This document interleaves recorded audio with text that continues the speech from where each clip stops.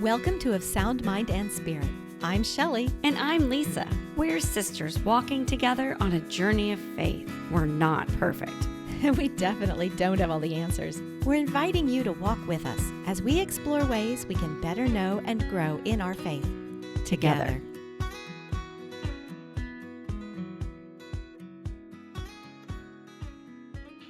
Welcome back to another episode from Of Sound Mind and Spirit. This is Lisa. And this is Shelly. And we are here. Shelly went to a movie premiere this week, a movie that comes out this weekend, September 12th, 2025. And we are going to talk about it. She's going to let us know what's special about it. And we're going to play some of her interview clips with the people who are in the movie and made the movie from her red carpet experience this week. Shelly, you want to tell us what the movie is? Thanks, Lisa. Yeah, so I got invited by Carmel Communications to come out and cover the premiere of Triumph of the Heart. It is a story that covers St. Maximilian Kolbe's time in Auschwitz, specifically in the starvation bunker. And I represented Catholic mom on the red carpet. And it's kind of a unique thing. It is the second time I got invited, and I'm just really thrilled. So I'm excited to talk about the movie today. I know you're going to ask me about the premiere also, but I just really want everyone to go and see this movie. Well, I have the synopsis here for the movie, so I'm going to go ahead and share it with our listeners so that they have some background about what the movie is about. And just to be fair, listeners, I have not seen the movie either. So I'm excited to learn more about it, just like you are. All right. Triumph of the Heart. In the harrowing confines of Auschwitz starvation cell, Catholic priest St. Maximilian Kolbe volunteers to die in place of another prisoner, joining 9 others condemned by the Nazis. As despair and fear grip the group, the pressures of starvation, internal ideological division mount. But throughout, Kolbe's appeal to their shared humanity and Polish identity forges a brotherhood that culminates in a poignant act of sacrifice that echoes beyond the cell, illuminating hope in one of history's darkest moments. Shell, there's a lot of movies, documentaries, books, things written and done about St. Maximilian Kolbe and his volunteering to take the place of another prisoner.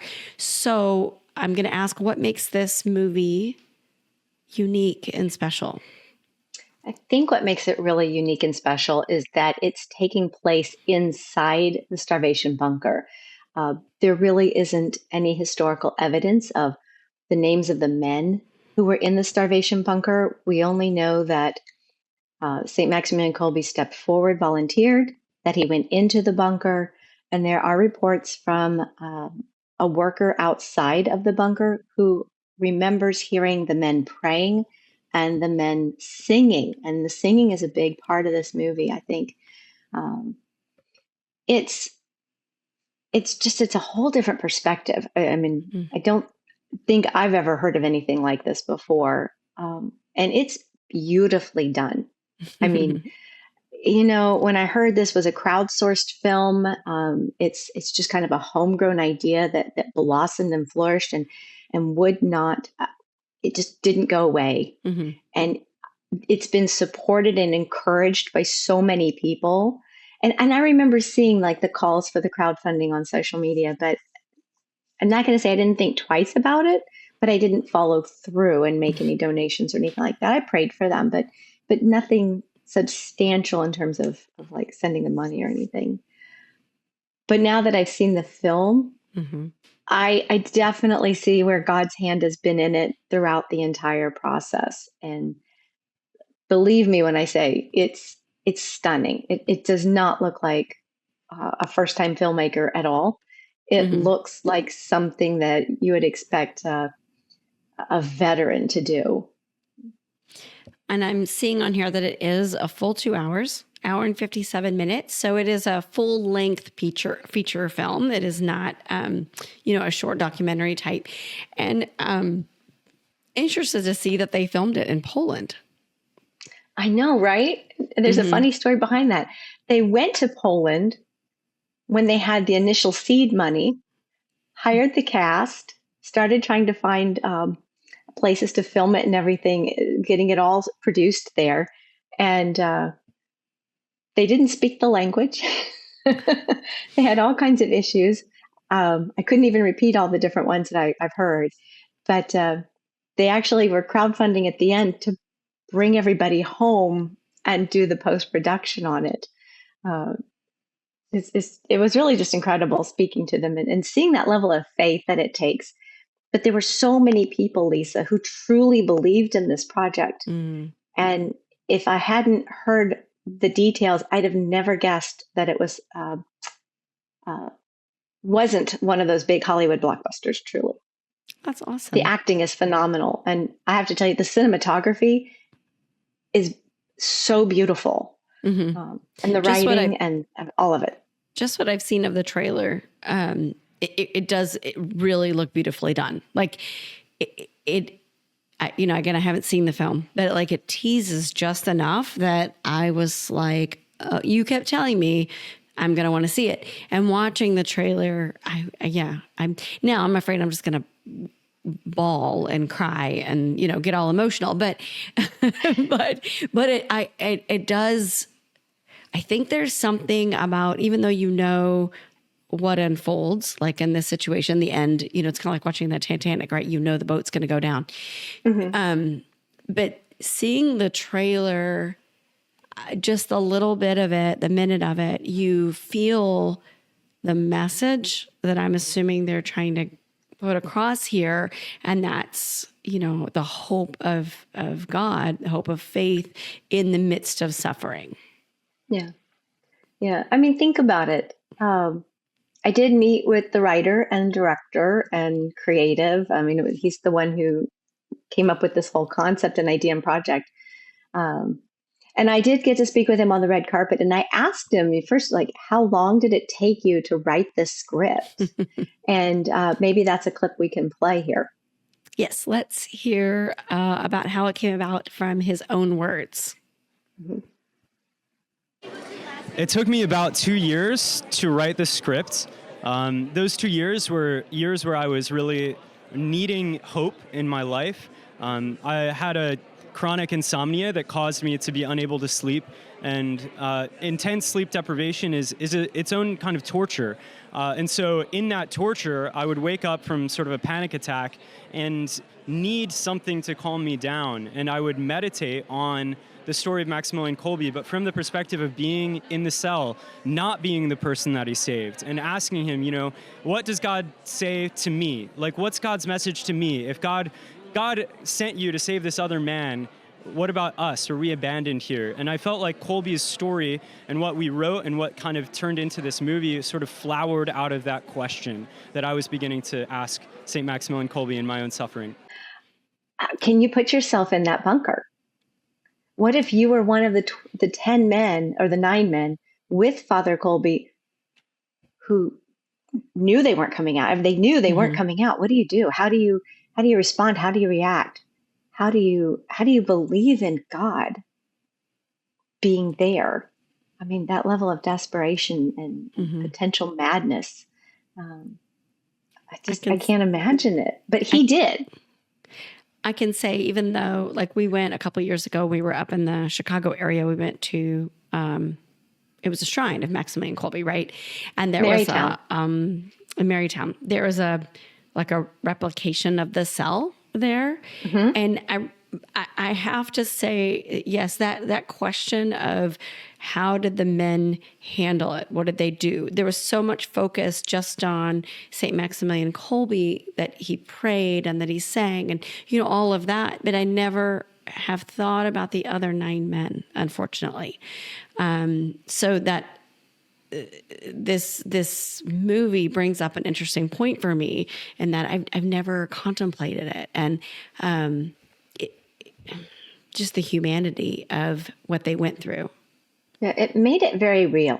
And even though the other 9 men and the events that take place in the bunker are reimagined, they are, we'll just say, inspired by Anthony inspired by God through Anthony Yes. to put this story together.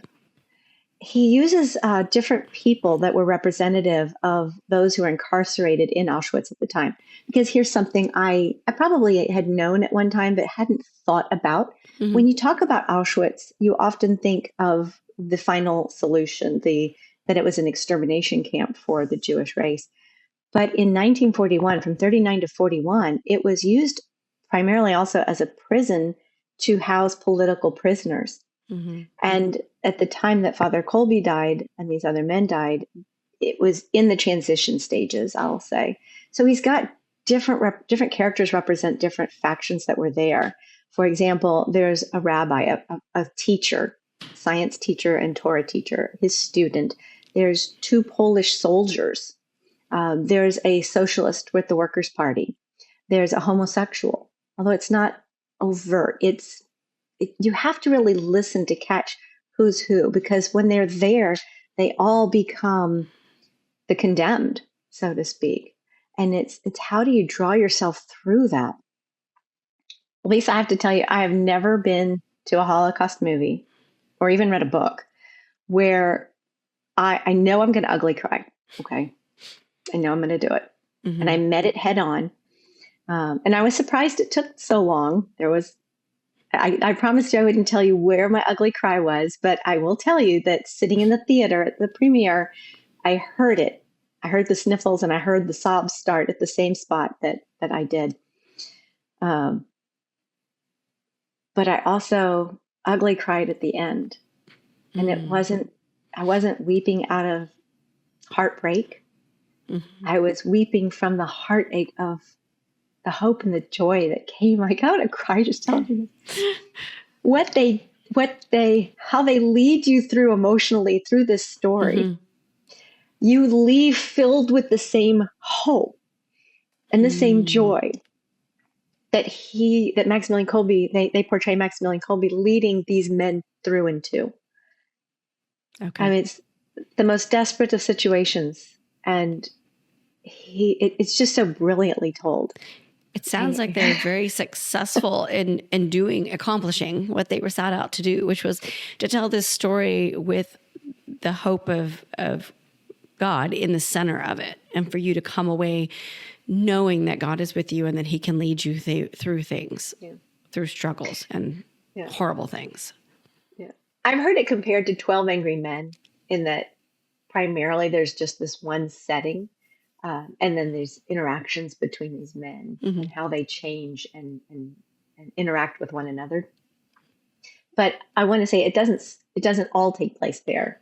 It's not a one-act play. It does start, and it starts, Lisa, I hate to give it to you, but it starts with the birds twittering. You will love this. I really hoped you would see it before. But it starts with all that is good in life. Young love, hope, joy, a future, love, just everything that is so beautiful about this world. And then it finally kind of throws you into the moment where they're being lined up and chosen. And then there are flashbacks throughout so that you kind of get to know the characters and see where they come from and what they're really grieving.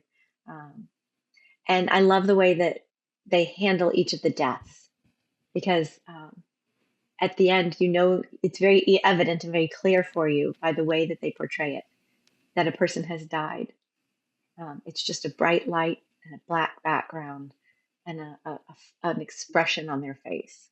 And then they move forward. But did you know how long they survived? It was like a week. It's miraculous, because most men die within 3 to 4 days. In fact, as the Nazis are putting them into the cell, they're taking bets on whether they'll last 3 or 4 days. The last of them, Lisa, the last 3 lasted 14 days. Oh, goodness. They did not die from the starvation. They died because they were injected with carbolic acid at the end to kill them. So it's beautiful. I can't give away anything else. I don't want to spoil any other parts of the story. But that's what's just amazing. So, I wanted to tell you that I also talked to a number of the actors that were there, and I've got another quote from two of them. Okay. This is Alex and Oleg, and they played Jon and Jonas. And I asked them how being in the movie affected them, like what did they learn about themselves? Because they also were, they filmed it chronologically, and they had to not eat. They really didn't eat very much. They had to fast and lose weight throughout the filming of the movie. Mm-hmm. So I think you'll hear that come across in what they say. The way I process things, especially about the future, I often look forward with anxiety rather than, I don't know, hope or anything like that. So being in this world and being taught the lessons, I guess, of Maximilian Kolbe about hope and love and faith in some ways, and also being in the cell and in the difficult situation of not eating anything and in that kind of mindset of terror, and it made me realize that I had a lot to look forward to and a lot to go home to and a lot to be grateful for and thankful for. And it sort of is like, there was a crossroads in my life, and this film sent me on a path of, I guess, gratitude and just now I feel like I can look forward to things rather than just worrying about them and knowing that they're much more difficult things to worry about than what I might have that's coming in my life, I think my takeaway would be very simple: to become a better person and appreciate every day as it comes. And I also learned to appreciate food more. I'm very much serious. I live in a place where sometimes I forget to buy food, in advance. And when I open my cupboard, I see a couple of slices of bread and an apple. And I think to myself, that's enough for me to just to live another couple of days. That's just fine, and later I'll just hop on a bus and do my shopping. But yes, I do appreciate food more. I mean, I value it, so I'm not as choosy and picky as I was before. Yeah, that's it. Were either of you familiar with St. Maximilian Kolbe's story before this project? I actually wasn't, no. So doing a lot of research about him and being introduced to him through this film has been such a gift.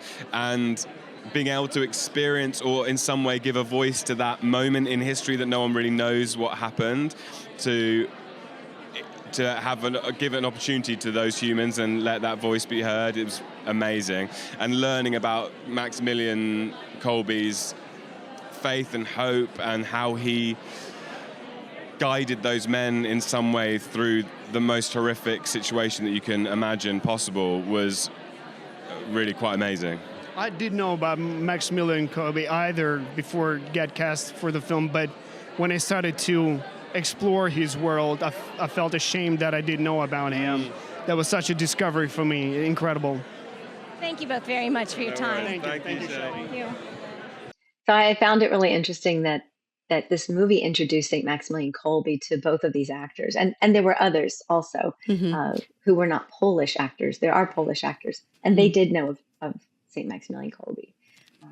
But it was really beautiful. That's interesting you don't think about that from that perspective, that they didn't know who, I mean, I guess that's normal in a lot of movies. The actors don't know based on a true story, who the person was. And so they have to, in the process of making it, find out who he is. We just take it for granted that we already knew who he was. So I know that in real life, St. Maximilian Kolbe had a deep devotion to Our Lady, to Mary. And does she play a role in this film? Yes. So we do see that story of how he came to know the Blessed Virgin Mary in a flashback. For those who don't know, he had a vision of Mary. She came to him and she offered him 2 crowns, one white for purity and one red for martyrdom. And she asked him to choose. And he said, I'll take both. And so he did become a priest. He was a Franciscan. and he worked in not only Poland, but he also spread the message to Japan and was in Nagasaki and came back to Poland. He ran a newspaper. He was your social media guy of the time. He ran a newspaper. He ran the radio.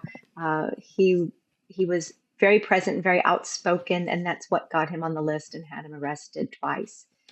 The second time was his second step. Um, in the movie, also, you see him. I don't know if he's envisioning her, or if he's actually seeing her, but you do see her, and she doesn't speak. She's simply present, and she looks at him. And I don't want to give away something else that happens because it's kind of a powerful emotional moment. So that's all I'm going to say about that. I appreciate you letting us watch it for ourselves. Thank you. But when it happens, I kind of hesitated on bringing up the Mary perspective because I've heard this being promoted as a Catholic film, like Cabrini and Father Stu. But I will say, like those two movies also, I don't want it to do a disservice to the film to be out in the grand world as a Catholic film that has, might get some people to be biased against it just because of the label. I would argue that it's Catholic with a lowercase c and that it's universal because the men in there are of different faiths. And Father Kolbe brings something to everybody. And the story is about them as much as it is about him and what happened. It is a human interest story. It is about the human soul and the human heart. There's humor in it too. There's a quip in there where they're kind of introducing themselves a little bit reluctantly. And somebody's like, what is it? A rabbi, a Catholic, and a communist in the same place. Where's the punchline? And there are moments that are just there's a laughter moment. So you bring up a good question. Who do you recommend to see this? Everyone. Oh, okay. High school and up. Okay. I would not take. I mean, definitely, it's not just PG-13. I mean, if you have a very mature 13-year-old who maybe has already been introduced to the Holocaust, I think they introduced that in the 8th grade. I wouldn't go below that. There are scenes of resistance. There are acts of violence. There's degradation. And what is the rating? I don't know. Isn't that funny? I didn't even look. I didn't either. That's so funny. But I'm glad you said that about the family friendly. But I was specifically asking about. I mean, are you saying anyone who's interested in absolutely. Yeah, like I said, a good Christian film. It's a good person film. Religion really has no part in going to see this film. It is a beautiful story of the human soul and what we can achieve when we love one another. And yes, we as Christians, we recognize that as coming from Christ. And we seek it. We understand seeking it through the heart of Mary and letting her lead us to Christ. And they are present. And so I think that you don't have to be Christian, Jewish, Catholic to appreciate this film. Definitely, I think the Judeo-Christian side is going to identify with it stronger. Okay. But it's just powerful. Do you want to transition now to talk a little bit more about the premiere and what you learned, on that aspect, or do you want to keep talking about the actual film? No, I'll transition. Okay, I'm afraid you're going to tell us too much. Okay, so the premiere was held on Monday, September 8th at the University of Texas, Dallas, because the people who made the film are primarily in the Dallas area, and the movie was crowdfunded, I dare to say, primarily by a lot of people who are in that area and know these individuals and support them. Ironically, Lisa, a movie about St. Maximilian Kolbe, a great Marian saint with a deep devotion to Mary, premiered on September 8th, which we know is the Nativity of Our Lady. And it wasn't chosen that way. It was, they had asked for a date and it kept getting put off. And then it happened. They were given the date, and in all the hubbub and bustle, it took a while for them to realize it was Mary's birthday. So in the theater, at the end of the film, the writer, producer, director got up there and said this, and the entire theater sang Salve Regina. Oh, wow. It was so beautiful. I wish I knew all the words. I got like 3 lines in, and I was like, okay, I don't know all the words.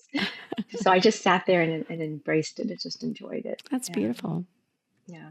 I It think was really special. you have a question, an answer from, let's see, was it one of the producers and how they got involved in the project? Yeah. So this is a quote from the executive producer, Jeff Scheffelbein. Apologies if I've mispronounced his name. He's with the Undivided Life, but he's also a friend for them. And I asked him what was his role and why did he take on the project? And his answer was very interesting. All right, well, let's listen to it in his words. The very first role we had was to take it from not being a project to praying over Anthony and telling him to get going. And he told us what he needed because this thing had been sitting on the shelf. And we're like, Anthony, this is so good. God has ordained this. Let's go. But he couldn't do that alone, so we swooped in to be a team that not only gave some money, but also went and raised money through friends and family, and just sharing this amazing moment of what we experienced, even in just reading the script. And Anthony has such a beautiful connection to the Holy Spirit, and I think that he already has many things in the works. Anything that Anthony's ever done in the 10 years I've known him, the 5 years Nick has known him, has always come out moving people. It's like movement comes from what he creates. It's not a film, it's an experience. I like what he says. It's not a film, it's an experience. I should have just led with that. It's not just a film. It's something you have to experience. Well, and I also like the way they just had to keep supporting him and praying through it and being part of it because they knew it was the Holy Spirit working through him and not just, just a friend with an idea. It was truly something they believed that was coming from God. Yeah, that took me a little by surprise that they had to pray him through it. I like that though, because so often you hear about people who have these ideas and then like they work really hard and it goes amazing and it all works. I like hearing that. I think everybody struggles with things, and so I like hearing that they struggled, they prayed, they, you know what I mean? It like was real versus, just magically happening. So I like hearing a friend's testimonial about it. I have to say that someone asked me how I liked the premiere right after. And I said, you know what it felt like? It felt like a family party. And I think I even called it like the triumph of the family, because they did. This member of their family suffered, was inspired with this idea, developed it, put it on the shelf, was encouraged to bring it back out, was lifted up and supported, and it was family and friends, and that's us, that's the body of Christ. That's the church. That we are all brothers and sisters lifting each other up and supporting one another. And that's what really happened with this project. And I pray it is whatever success God ordains for it. Mm-hmm. That it reaches the people God tends to hear it, and it touches them and brings them hope in their suffering. Because that's kind of the message of the film. And to prove it, I want to put in another quote. So Anthony's father is Dr. They call him Dr. Italy. I'll just leave it that, because the name is Marcelino D'Ambrosio. And it's a very well-known name, I think, in a lot of Catholic places, and especially in the Dallas area. But he had the resources and the connections to really encourage his son. And I know that it comes out in the movie too. There's some insider bits that are in the movie, if you know about them. But let's hear what he answered when I asked him, what are you hoping people take away from this film?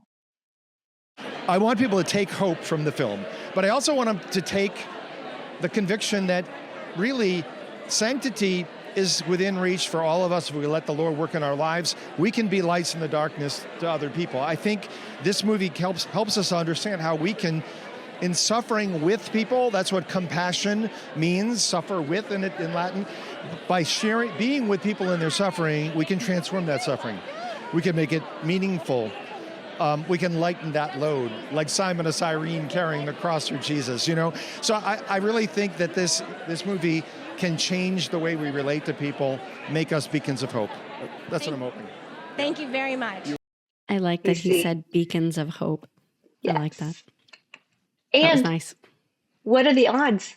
The movie was finished and funded and released during the Jubilee Year of Hope. Oh, that's true. I didn't even think about that. Mm-hmm. That's true.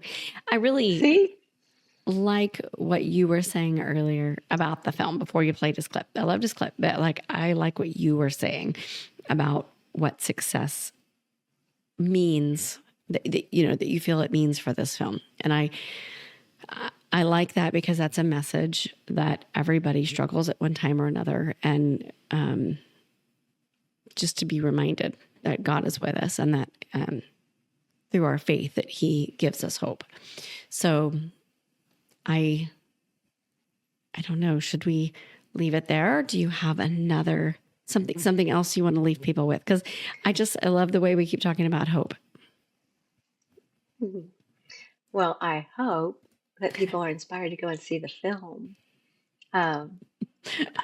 I don't know if we want to tack the trailer on at the end. No, it's probably readily not right, available but, online. Yeah. So I do want to say that the tagline they give for this is "Into Death and Beyond It," and there's a lot that I could unpack with that. But if you think about it, that you're being led into death, but Father Saint Maximilian Kolbe leads them to look beyond it. And I think I'd better stop. So that's really beautiful. But the tagline really is: a Catholic priest volunteers to join 9 men in a starvation bunker and fights to forge a brotherhood of hope in the darkest place on earth. Again, bringing it back to that we are all, our differences do not define us. Our love for one another does. All right. Thank you, Shelly, for sharing your experience in the movie. And we encourage every one of you to find it in your local theater, because if we don't go out and watch these movies, they will not, we've got to encourage it so they'll make more great, good, wholesome films for people. The movie is called Triumph of the Heart. It premieres this weekend, September 12th. I had to think about what the date was. September 12th, 2025. So go see it at the theater so that it'll be there longer and more people will get to see it. And tell your friends. I wanted to tell you about a way that they're releasing it. It's okay. I won't go into all the nitty-gritties that I've heard, but if you need to find a film, they're primarily right now at AMC theaters.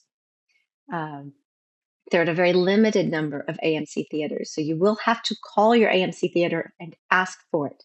If you go to triumphoftheheart.com/militia, or you Google Kolbe movie, and that's Kolbe movie, you will find a page that gives you all the links to AMC theaters, Fandango, or there's an option. You can get as many of your friends together, maybe your church groups, maybe your small groups, maybe the whole Knights of Columbus, whatever, and you can rent out a theater to show it. Call your theater, look online, and go see it. He's forming a militia of prayer, and he invites you to join him with it.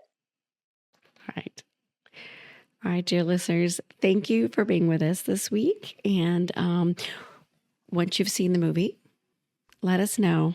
And tell Shelly if she sobbed at the same place you did, and maybe she'll Tell me tell where you you saw- after we've Where was we've your seen it. ugly moment cry? Where was your ugly moment cry? All right. And was I right about the ending? Okay. All right. Thanks for being here. Thank you, Shelly, for sharing this movie with us. You're welcome. Oh, I should say, don't leave before the end of the credits. The final song at the end by Cimarelli is so wonderful. And the soundtrack doesn't get released until Friday the 12th as well. So I've already got it waiting to come into my Spotify. So, All right. Perfect. bye, everybody. All right. Bye.